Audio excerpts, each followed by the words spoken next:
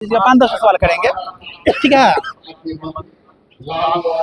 नमस्कार, आप देख रहे हैं पब्लिक सपोर्ट 24 में हूं आपके साथ प्रमोद कुमार। बिहार के सुपौल जिला में मेरी मौजूदगी है। मेरे साथ जन स्वराज पार्टी के दिग्गज नेता हैं, जिनसे हम जानेंगे कि आखिर जन स्वराज का मुद्दा क्या है, एजेंडा क्या है, क्या रणनीति है, आखिर किन उद्देश्यों को लेकर के चुनावी सभा में उतरे हैं। वीडियो में बने रहिए। सर, बहुत बहुत स्वागत आपका। धन्यवाद, आपके चैनल का भी धन्यवाद। सबका परिचय क्या हुआ? मेरा नाम हुआ अभय कुमार सिंह मुन्ना। जी। हम KS college Kumar Sachin inter college के रिटायर्ड प्रिंसिपल हैं और कुमार सचिन सिंह मुखिया जी के बड़े लड़के हैं। सर, आप जन स्वराज पार्टी में कब से ज्वाइन लिया है, कितने वर्षों से? हम तो 2 वर्षों से जन स्वराज से जुड़े हुए हैं। 2 वर्षों। सर, आपको क्या ऐसा लगा जो अन्य पार्टी को छोड़ करके, बिहार में बहुत सारी पार्टी है, आप जन स्वराज का दामन थामे, आखिर क्या अच्छा लगा इसमें आपको? देखिए, जन स्वराज पार्टी में सब अच्छा ही है।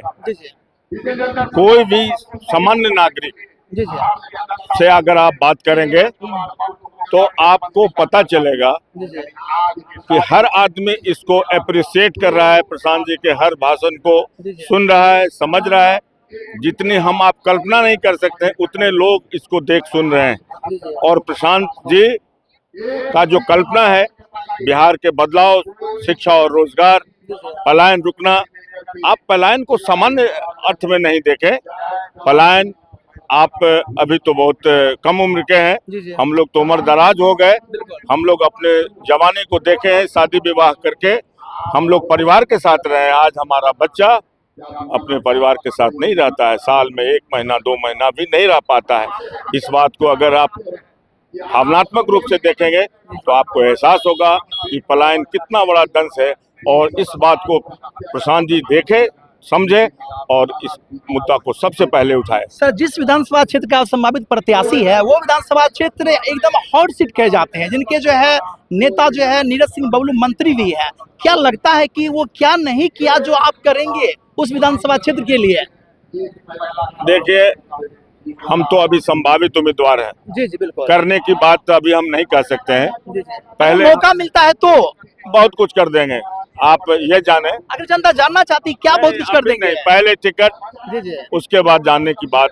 अभी ऐसा कुछ नहीं। अभी छतरपुर में क्या क्या कमियां हैं? वो काम कर, देखिए आप बताते हैं कि हर वो काम कर देंगे। और आपको एक ही बात बता दें कि अगर जनता जन स्वराज टिकट देती है और जनता आशीर्वाद देके जिता देती है तो मैं दावे के साथ कह सकता हूं कि 365 दिन के अंदर बिहार का सबसे डेवलप विधानसभा ये माना जाएगा। अगर ये नहीं हुआ तो 366वां दिन में हम इसको रिजाइन कर देंगे। इतना दावा है हमको। 1 साल में अगर नहीं हुआ डेवलप तो रिजाइन कर देंगे? रिजाइन कर देंगे। सबसे बड़ी खबर दोस्तों। अगर 365 दिन में बिहार में अगर किसी भी विधानसभा से आगे अगर नहीं हुआ छातापुर विधानसभा तो 366वां दिन रिजाइन कर देंगे। बहुत बड़ा चैलेंज आप ले रहे हैं। चैलेंज नहीं है भाई। हमारे दादाजी स्वतंत्रता आंदोलन में जेल गए, पेंशन नहीं लिए। मेरे पिताजी इस समाज में कितना सेवा किए, ये समाज के लोगों से समझ सकते हैं। मैं 40 वर्षों से कॉलेज में वित्त रहित में काम करता रहा हूँ।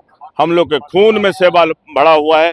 हम लोग सेवा करने के लिए पैदा लिए हैं, इसलिए हम लोग को इसमें कुछ अलग से करने की जरूरत नहीं है।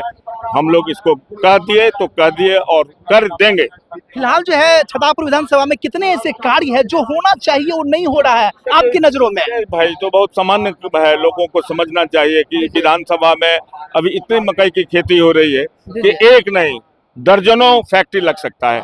और आप एक समझे कि एक अगर फैक्ट्री लगता है तो एक फैक्ट्री में किसान को 300, 400 से 500 रुपए क्विंटल का एक्स्ट्रा आमदनी होगा। और एक फैक्ट्री में कितने लोगों का रोजगार लगेगा? एक फैक्ट्री में, फैक्ट्री के चारों साइड गोदाम बनेगा, उसमें किसान को फायदा होगा। ये काफी फायदा है यहाँ। और दर्जनों फैक्ट्री का स्कोप है लेकिन नहीं लग रहा है। दूसरी बात आपको बतावे कि मकई के डांट से आप समझ लीजिए कि कुट उद्योग लग सकता है। और यहाँ एक स्पेशल है कि छातापुर विधानसभा एक ऐसा विधानसभा है जिसमें 30 से 35 हजार ट्रेंड कारीगर पूरे हिंदुस्तान के हर बड़े शहर में कार्यरत हैं। अगर उनको यहाँ बुला लिया जाए, अगर गारमेंट उद्योग लगा दिया जाए तो 30 से 35 हजार लोग यहाँ घर से कारोबार करेंगे और बाल बच्चे परिवार के साथ रहेंगे, पलायन काफी कम होगा। लाखों लोगों का रोजगार छातापुर विधानसभा में 1 साल के अंदर किया जा सकता है, अगर सरकार साथ दे तो किया जा सकता है। अक्सर देखा जाए तो 3 साल में ही जनसुराज की पार्टी अपनी सभा में उतनी भीड़ लाने लगी है, जिनसे देकर के विपक्ष की पार्टी कहते हैं ये जनसुराज की पार्टी वोट कटवा पार्टी है। उसको आप क्या चुनौती देंगे? देखिए, हम उनको यही कहेंगे कि आप भ्रम में न रहें। ये कह के आप जनता को अगर समझाना चाहते हैं कि वोट कटवा पार्टी है, तो जिस पर आपको भरोसा है आप उसी से जाके पूछ लें कि ये वोट कटवा है कि भावनात्मक रूप से इस दल से वो जुड़ा हुआ आदमी है। इसलिए भ्रम में न रहे। आप जो प्रयास करते हैं प्रयास करते रहे। आपको थोड़ा कष्ट जरूर होता होगा विधानसभा जाने में, क्योंकि आपको लोग खोजता है कि आप इतने दिन कहाँ थे। आप उस भ्रम में न रहे, आप प्रयास करें। लेकिन ये वोट कटवा पार्टी नहीं है, पूरे बहुमत से सरकार बनेगी, क्योंकि जनता की आवाज है, जनता समझ रही है और जनता आपको बरसों बरस से देख चुकी है। आपको कहने के लिए कुछ नहीं है जनता को, इसलिए वोट कटवा करके इसको हल्का नहीं करें। एक बहुत बड़ा सवाल बन रहा है इसमें, ये कहते हैं आपकी सभा में भीड़ होते देखते हुए कहते हैं कि ये भीड़ जो है ना भारे की बुलाई भीड़ है। इस पे आप क्या कहेंगे विपक्ष को? देखिए, एक बात तो आप कह सकते हैं कि अभी जो मोदी जी का कार्यक्रम हुआ, तो भाड़ा तो छोड़ दीजिए, भाड़ा दे के भी आप भीड़ नहीं जुटा पाए। सरकारी कर्मचारी को ले गए तब भी आपका फेल कर गया।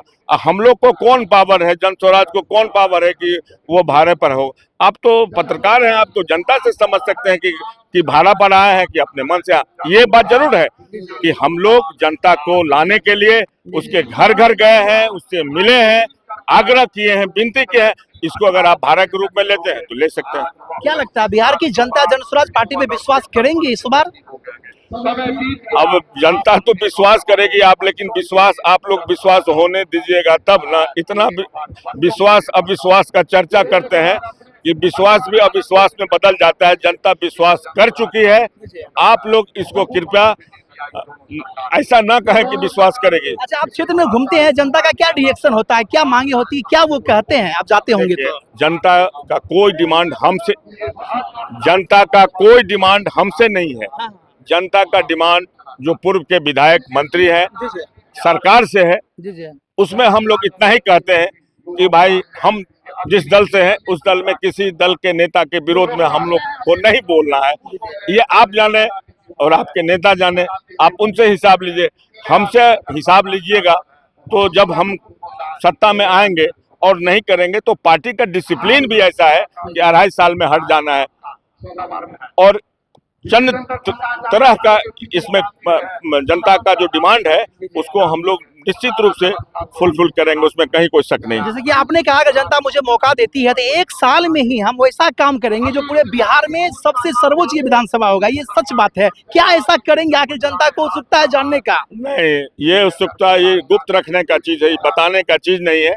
आप एक बात समझे, आप पहली बार हमसे मिले हैं। सुपौल जिले में जितने भी कॉलेज हैं, आप मेरे कॉलेज में आवे और आपको पता चलेगा कि और कॉलेज और इस कॉलेज में क्या फर्क है। वही फर्क इस क्षेत्र इस विधानसभा के साथ होगा जो दूसरे विधानसभा में नहीं है। तो क्या कहेंगे? नारे नहीं, नीति की बात होगी क्या? हर दिल में जन स्वराज की आवाज होगी? एकदम होगी, है एकदम जनस्वराज की दिल में आवाज है। तो बिहार के जनता को क्या संदेश देंगे जाते जाते आप? जनता को मेरा यही कहना है कि जो भी आप जनस्वराज के बारे में सोच समझ रहे हैं और जान रहे हैं, आपके का विश्वास है। आप जो पॉलिटिकल लीडर जो आपको ये समझाते हैं कि इस बार नहीं अगले बार, इस भ्रम में आप न रहें। अगर आप इस बार तैयार हैं तो आप ये जरूर कहिए सामने वाले को कि इस गांव पंचायत में अगर एक वोट भी पड़ेगा तो मेरा पड़ेगा। दूसरे का जवाबदेही हम नहीं जानते हैं, दूसरा क्या करेगा नहीं जानते हैं। इस डेडिकेशन से अगर आप सोचेंगे, समझेंगे, करेंगे तो निश्चित रूप से सफलता मिलेगी। और हम लोग जनता को समझा रहे हैं और जनता समझ भी गई। चलिए, बहुत बहुत धन्यवाद पब्लिक सपोर्ट 24 से बात करने के लिए। धन्यवाद भाई आप लोगों का। तो ये थे मेरे साथ छातापुर प्रत्याशी, संभावित प्रत्याशी जो जनसुराज पार्टी के दिग्गज नेता भी है। आखिर इनके बारे में आपका क्या कहना है, अपना राय कमेंट करके बताएं और आप देखते रहे पब्लिक सपोर्ट 24। मिलता हूं और वीडियो में, तब तक के लिए धन्यवाद। जय हिंद।